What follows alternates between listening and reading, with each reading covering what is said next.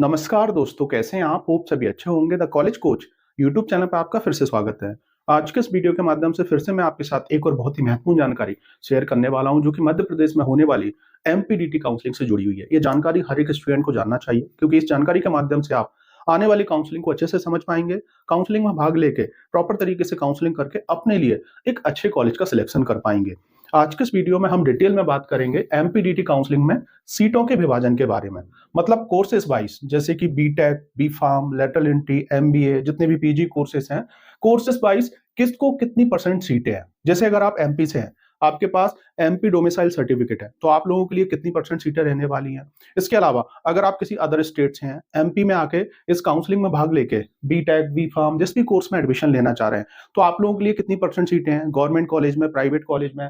इसके अलावा जो बच्चे एमपी से हैं, ओबीसी कैटेगरी से हैं, एससी एसटी कैटेगरी से हैं, तो आप लोगों के लिए सेपरेट कितनी सीटें होंगी। इसके अलावा एमपी में जो फीमेल कैंडिडेट है, आप लोगों के लिए कितनी सीटें रहने वाली है। फिजिकल हैंडीकैप वालों के लिए कितनी परसेंट सीटें हैं। साथ ही साथ हम जानने वाले हैं टीएफडब्ल्यू कोटे की जो सीट होती है, ईडब्ल्यूएस की जो सीट होती है, इनमें कितनी परसेंट सीटें रहती हैं। इसके अलावा अगर आप किसी क्लास से बिलोंग करते हैं, जैसे फ्रीडम फाइटर हो गया, सैनिक कोटे से आप बिलोंग करते हैं, तो आप लोगों के लिए कितनी परसेंट सीटें रहने वाली है। जितना भी जो परसेंटेज है वो पूरा आज मैं आपको एक्सप्लेन करूंगा। मैं आपसे रिक्वेस्ट करूंगा, वीडियो को बिल्कुल भी स्किप मत कीजिएगा, एंड तक देख लीजिएगा। और अगर आप अभी तक इस चैनल से नहीं जुड़े हैं तो जरूर जुड़ जाएं, क्योंकि आगे भी आपको एमपीडीटी काउंसलिंग से जुड़ी हुई ऐसी ही बहुत सारी जानकारी, बहुत सारे वीडियो मिलते रहेंगे। जैसा आप जानते हैं, मेरा नाम प्रोफेसर अतुल धाकड़ है। मैं मध्य प्रदेश में लगातार 13 साल से टीचिंग कर रहा हूं। इसके अलावा 8-10 साल से बच्चों को काउंसलिंग की इंफॉर्मेशन प्रोवाइड करा रहा हूं। आप प्ले लिस्ट में जाके देख सकते हैं, 600 प्लस वीडियो मैंने अपलोड कर रखे हैं। इसके अलावा अब मैं आपको इस यूट्यूब चैनल के माध्यम से प्रोवाइड करा रहा हूं all about MPDT counselling related lecture series. आज का हमारा ये वीडियो लेक्चर नंबर 9 है, जिसमें आज हम इस टॉपिक पर बात करेंगे।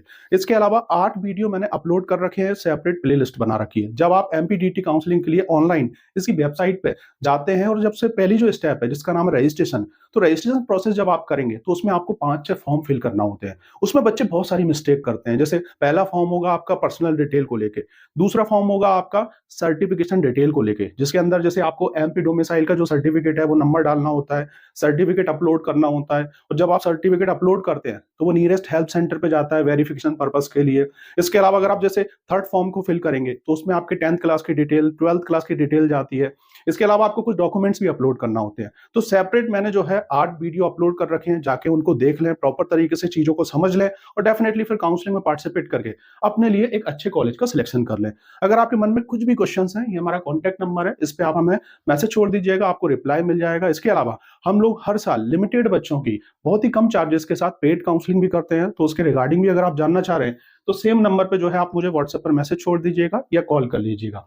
आ जाते हैं हमारे मेन टॉपिक पर। तो सबसे पहले हम बात करेंगे बीटेक कोर्स की। तो ये 4 साल का कोर्स है, और इसमें अगर आप देखेंगे, जैसे किसी कॉलेज में टोटल 100% सीटें हैं, जितनी भी सीटें होंगी ब्रांच वाइज मिला के, तो उसमें 90% सीटें जो है एमपी के बच्चों के लिए रहने वाली है, क्योंकि ये एमपी की काउंसलिंग है। हर एक स्टेट की काउंसलिंग जो होती है, वहां के बच्चों के लिए ज्यादा सीटें होती हैं।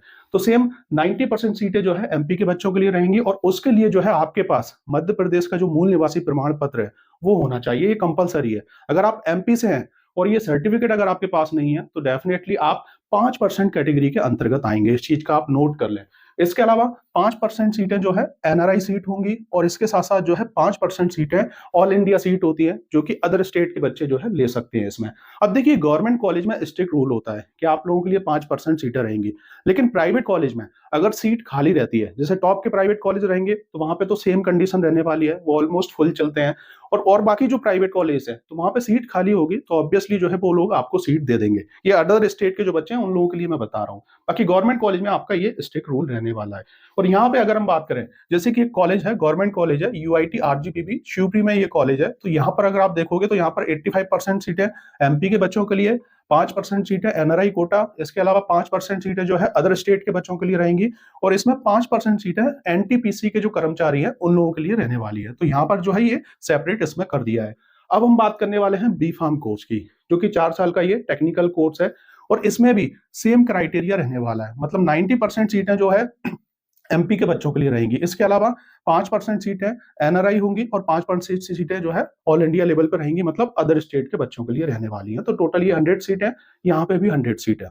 अब देखिए, इसी में जैसे कि अगर आप एमपी से हैं, 90% सीटों में जो है आपको ओबीसी कैटेगरी से अगर आप हैं तो 14% सीटें ओबीसी कैटेगरी में जाती हैं, SC ST कैटेगरी वाले जो बच्चे हैं, तो SC के लिए 16% रहेंगी, ST के लिए 20% सीटें रहने वाली हैं। इसके अलावा फिजिकल हैंडीकैप जो है उनको 3% सीटें अलॉट होती हैं। इसके अलावा जैसे अगर आप ओबीसी कैटेगरी में है, फीमेल कैंडिडेट है, तो 30% सीटें उसमें भी आपकी रिजर्व होंगी। तो इस चीज को भी आप नोट कर लें।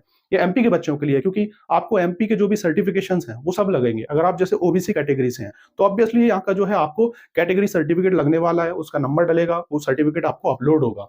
इसके अलावा अगर हम बात करें जैसे कि लेटरल एंट्री, जो बच्चे सेकंड ईयर से डायरेक्ट बीटेक सेकंड ईयर, इसके अलावा अगर हम बात करें बीफार्म सेकंड ईयर में एडमिशन लेते हैं, तो उन लोगों के लिए जैसे मध्य प्रदेश के अंदर जो मध्य प्रदेश के स्टूडेंट्स हैं 100% सीटें होती हैं। अदर स्टेट के जो स्टूडेंट्स होंगे उन लोगों के लिए लेटरल एंट्री के थ्रू जो है गवर्नमेंट कॉलेज में सीट नहीं होती है। जब आप चॉइस फिलिंग करेंगे तो आपको गवर्नमेंट कॉलेज का ऑप्शन ही नहीं आएगा, सिर्फ प्राइवेट कॉलेज का ऑप्शन आएगा। तो आप लोग अगर अदर स्टेट से हैं और लेटरल एंट्री के थ्रू जो है बीटेक या बीफार्म में एडमिशन लेना चाह रहे हैं तो प्राइवेट कॉलेज में ही एडमिशन ले पाएंगे। इस चीज को आप नोट कर लें। इसके अलावा अगर हम बात करें एमबीए या जो पीजी कोर्सेज हैं, तो इसमें भी सेम क्राइटेरिया रहने वाला है। 90% सीटें जो है एमपी के बच्चों के लिए रहेंगी, 5% सीटें एनआरआई कोटे में जाने वाली हैं, 5% सीटें जो है अदर स्टेट के स्टूडेंट्स के लिए रहने वाली हैं। अब देखिए हम बात करने वाले हैं टीएफडब्ल्यू, ट्यूशन फीस वेवर वाली जो सीट होती है उसमें 5% सीटें अलग आती हैं।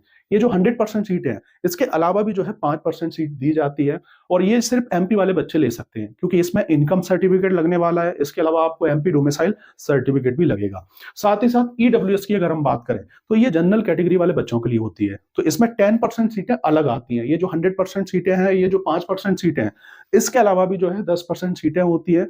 और ये जो 10% सीटें होंगी ये आपको तभी मिलेगा जब आप जनरल कैटेगरी से हैं, ईडब्ल्यूएस सर्टिफिकेट आपके पास है, इनकम सर्टिफिकेट आपके पास है, 8 लाख से कम आय होना चाहिए। ये जो है आपको कंप्लीट मैंने जानकारी दे दी है। लास्ट में मैं आपको बताना चाहूंगा, अगर आप किसी क्लास से बिलोंग करते हैं, एमपी से हैं, जैसे कि आप सैनिक क्लास से हैं, तो सैनिक क्लास वाले बच्चों के लिए 5% सीटें जो है अलग आती हैं। इसके अलावा अगर हम बात करें आप फ्रीडम फाइटर हैं तो आप लोगों के लिए 5% सीटें अलग आएंगी। सेम टू सेम सैनिक के अंदर अगर आप हैंडीकैप्ड हैं तो आपको 3% सीटें अलग आती हैं। टेक्निकल स्ट्रीम से हैं तो 1% सीटें अलग से आती हैं। तो ये जो है पूरा रेशो होता है और इस हिसाब से जो है सीट अलॉट की जाती है जब काउंसलिंग होती है, जब आप चॉइस फिलिंग करते हैं। तो होप आप इस वीडियो के माध्यम से किसको कितनी परसेंट सीटें अलॉट होती हैं कोर्सेस वाइज एमपीडीटी काउंसलिंग में ये समझ पाए होंगे। ऐसा वीडियो जो है आपको कहीं भी नहीं मिलेगा, आप यूट्यूब पे सर्च कर लीजिएगा। मैं आपसे रिक्वेस्ट कर रहा हूं आप लाइक कर दें, चैनल से जुड़ जाएं, क्योंकि आगे भी आपको इसी टाइप की जानकारी, इसी टाइप की इन्फॉर्मेशन मैं देता रहूंगा। जैसे ही काउंसलिंग स्टार्ट होगी तो काउंसलिंग के रिगार्डिंग भी आपको रेगुलर अपडेट मिलेगा, काउंसलिंग के शेड्यूल की जानकारी। इसके अलावा जैसे रजिस्ट्रेशन कैसे करें, चॉइस फिलिंग कैसे करें, कॉलेजेस के रिव्यू, स्कॉलरशिप की जानकारी और भी तमाम इन्फॉर्मेशन आपको लगातार मैं प्रोवाइड कराता रहूंगा। मतलब आपके मन में जो भी बेसिक से बेसिक डाउट होंगे इस काउंसलिंग को लेके, हर एक डाउट मैं क्लियर कर दूंगा। इसके बावजूद भी अगर आपके मन में कुछ डाउट रह जाता है तो ये हमारा कॉन्टैक्ट नंबर है, इस पे आप मैसेज छोड़ दीजिएगा। एंड करते हैं इस वीडियो को। जय हिंद, जय भारत दोस्तों, मिलते हैं नेक्स्ट वीडियो में कुछ अदर इन्फॉर्मेटिव वीडियो के साथ जो कि होने वाला है आपके लिए हेल्पफुल।